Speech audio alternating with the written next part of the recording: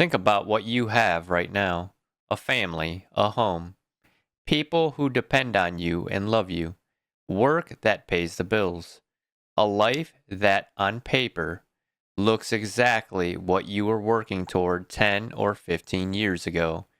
Now be honest with me. How often do you actually feel any of it? Not think about it, not acknowledge it intellectually. Actually feel it the way you thought you would when you were still building toward it. For a lot of men, the answer is almost never. And that's not because you're ungrateful. It's not because you're a bad man or you don't love your family.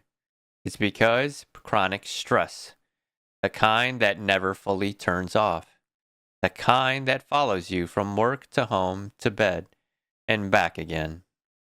It doesn't just exhaust you physically, it narrows your emotional range. It takes the volume down on everything, the good and the bad. You stop feeling the hard things as acutely, but you also stop feeling the good things, the warmth, the connection, the moments that are supposed to mean something.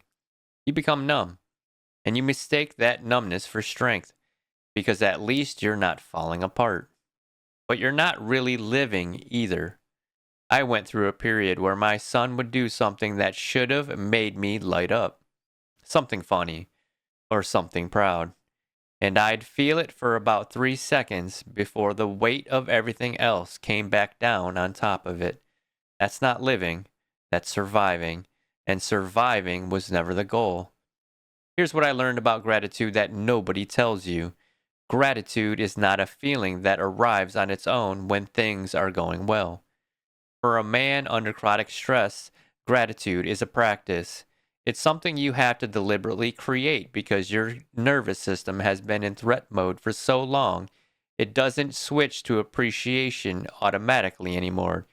You have to manually interrupt the pattern, not with a journal of generic blessings, with something specific. Specific enough to actually land.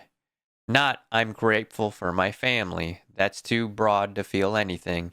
I'm grateful that my daughter still reaches for my hand when we walk across the parking lot. That lands. That's real. That creates something in your chest. Specificity is what turns gratitude from a concept into an experience.